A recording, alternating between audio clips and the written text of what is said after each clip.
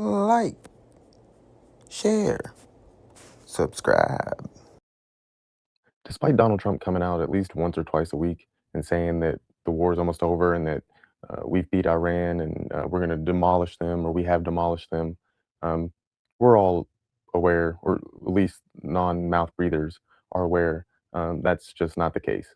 Um, Israel and the war hawks and the bankers that profit off of the military industrial complex um, aren't going to let that happen so easily. In fact, they're trying to um, expand war around the world rather than end any, as we've seen. Each time President Trump actually comes out and says that we're close to an agreement with Iran or we're close to making a deal and we've been doing well with negotiations, it always seems like Israel has a way to throw a monkey wrench in things. And one of the main sticking points of the MOU from around a month or so ago was that Israel would, quit bombing Gaza and the Palestinians.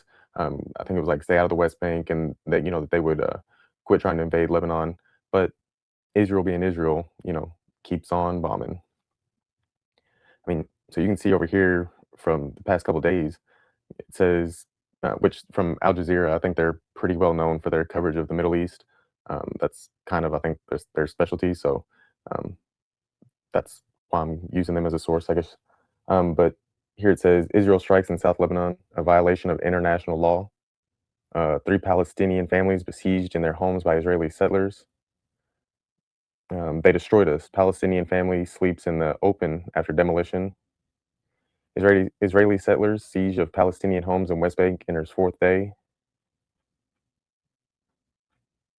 11-year-old boy shot by Israeli forces in Gaza. Israeli airstrike kills one in northern Gaza. Israel vows to keep troops in Lebanon, Gaza, and Syria. With no end in sight for this war, apparently things are only getting worse for sailors that are stranded at sea that have been for the past 5 months because of this war with Iran. With no end in sight, it appears things are only going to get worse for the sailors stranded at sea on the U.S.S. Abraham Lincoln, as people are now, or at least it's being reported now, that sailors have been trying to jump overboard as a result of being stuck at sea. This story is from The Guardian. It says U.S.S. Abraham Lincoln sailors tried to jump overboard amid extended deployment reports. Aircraft carrier's crew in 9 months at sea. Damn, I said 5 months. Damn, it's 9 months. 9 months at sea has spent record 250 days consecutively sailing without making land. So I think it's been 5 months or so that we've been in this war, and apparently they've been out there for 9 months. So that's insane. It says military families and Congress members are sounding the alarm about an intensifying mental health crisis on board the U.S.S. Abraham Lincoln as its 5,000 sailors and Marines endure a record-breaking deployment at sea tied to the war with Iran.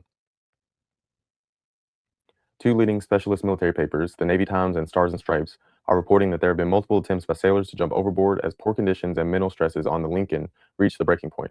The crew is in its ninth month at sea and has spent 250 days consecutively without making land, a record for an aircraft carrier in modern times.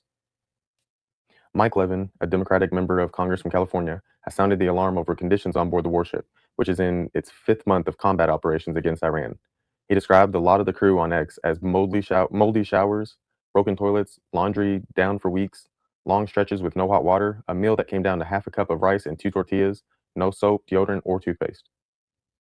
Jason Crow, a Democratic Congress member from Colorado who is a former Army Ranger having served in Afghanistan and Iraq, has warned that the strain on service members and their families on Lincoln is building week by week.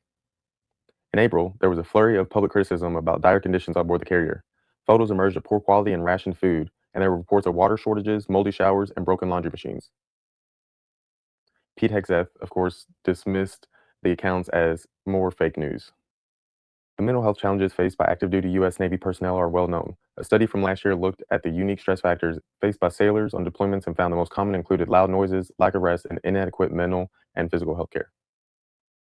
Now, we may not have troops on the ground per se in Iran. Um, we've mostly relied on missile strikes, um, but it appears even then, without even having to have troops on the ground, just the troops or the sailors and Marines that are at sea are looking to kill themselves because of the situations that they're in and for the amount of time they've been there and the doubt that it's going to end anytime soon.